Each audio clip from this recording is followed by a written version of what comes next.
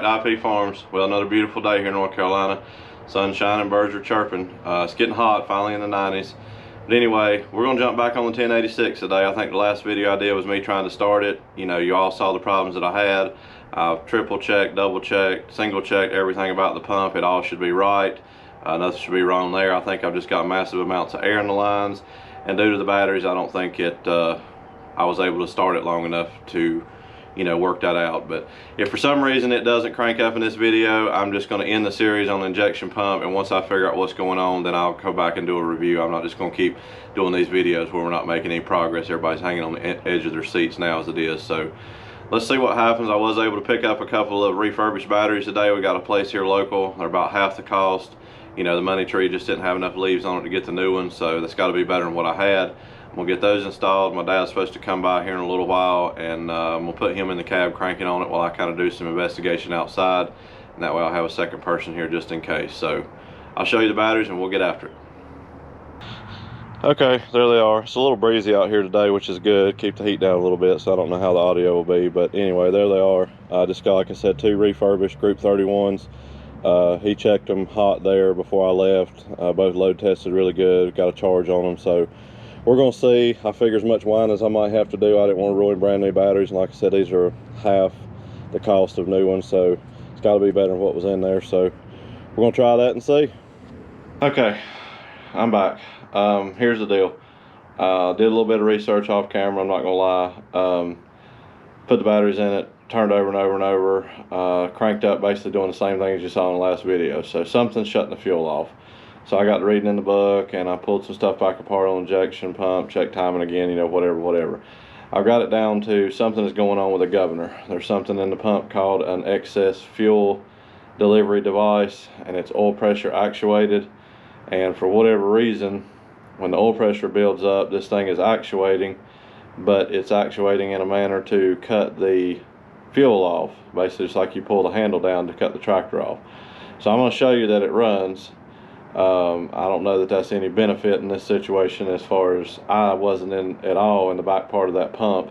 I've pulled the governor plunger out 2 or 3 times to make sure it goes in. I've reread everything, should be exactly spot on, but for whatever reason, this little device, I'll show you on the camera after we get a clip of it, but let's get a clip of it running, so at least you know that it's running, and that's a huge, you know, step in the right direction for me as far as what I did. I just now got to figure out what's going on causing this. It's just like you crank something and, you know, you just pull the handle back down, it shuts the fuel off. That's why it was doing. If it sits for a minute or so, maybe 10 seconds, then you can watch that excess fuel thing, the piston in it, move back, which in turn lets the fuel rod go back where it should be, and that's why it'll try to fire back up. And as soon as oil pressure builds up, it'll die. I'll show you what I'm talking about here in a second. Stay tuned. Alright, if you can hear me, we're going to try to turn it over. My dad's inside, he's going to turn it over, and I'm working this excess fuel delivery thing I'll show you. So let's give it a shot.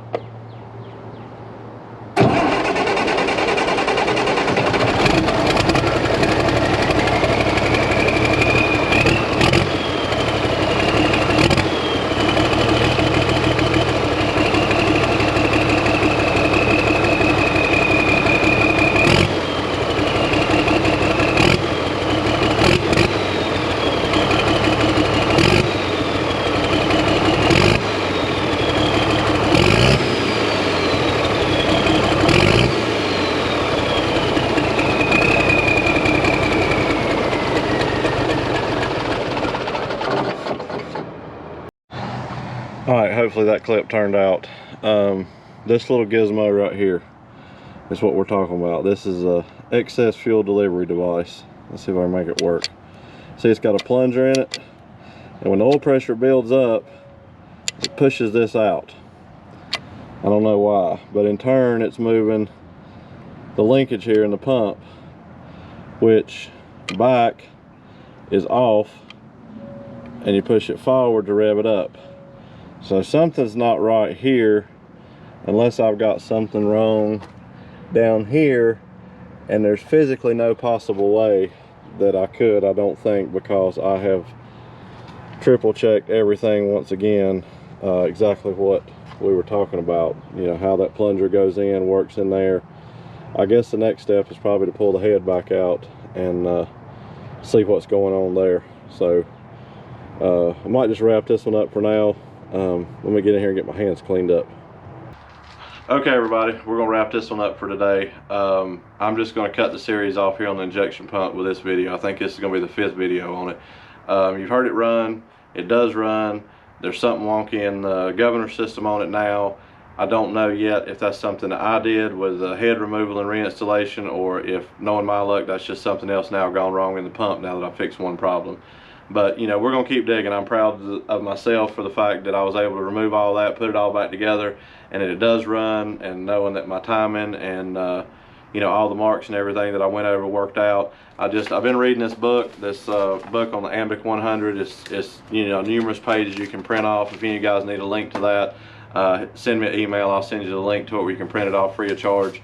I read up a whole lot more, and I certainly hope that I didn't lose something in the head and you know, all the travels finding O-rings, or if I just overlooked something when I put it back in. The little plunger deal that we talked about in several videos, that's right. I mean, I feel 100% confident with that. I'm just wondering now if there's something actually in the head that, you know, I did take that top nut off at one point and look and put it back, so I don't know if I've got something, you know, messed up there or what. But, you know, we're going to get to the bottom of it one way or the other. But I just don't want to keep dragging these videos on along. So what I'm going to do is I'm going to continue to work on it behind the scenes. And when I figure out what the problem is, whether it's my fault or just luck of the draw or whatever, you know, I'll do an update video on it to let you know what I found out and, you know, what I had to do to fix it. Hopefully it's not take it to a pump shop. But honestly, I mean, really, not to get sidetracked, but reading this book, I mean, I don't think that with my buddy with his machinist skills and all these tolerances and stuff, I don't think there's any reason whatsoever that I couldn't tackle the pump myself, you know, rebuilding it and putting all the new seals in it and cleaning everything up like it's supposed to. There's not a whole lot to it actually, but you know, we'll see what happens. So I'll bring you along for the update whenever that happens, and you know, until then, I'm just going to keep tinkering with it and see what happens. Thank you all for watching. Please consider subscribing if you hadn't already. You know, hit the thumbs up button if you like what you see. Thumbs down, I understand it's not for everybody. Share the video, get it out there, especially with these you know, repair videos on the injection pump. You know, I hope that this will wind up being a tutorial and you guys will know, you know, all the pros and cons and the ins and outs, because I really think this honestly is an easy job that most anybody can do. I'm just not very good at reading stuff, and I should have read a lot more before I pulled it apart. But it is running, so that's a plus. So we're going to see what happens. I'll keep you updated on it, and we'll go from there. Until next time, thank you.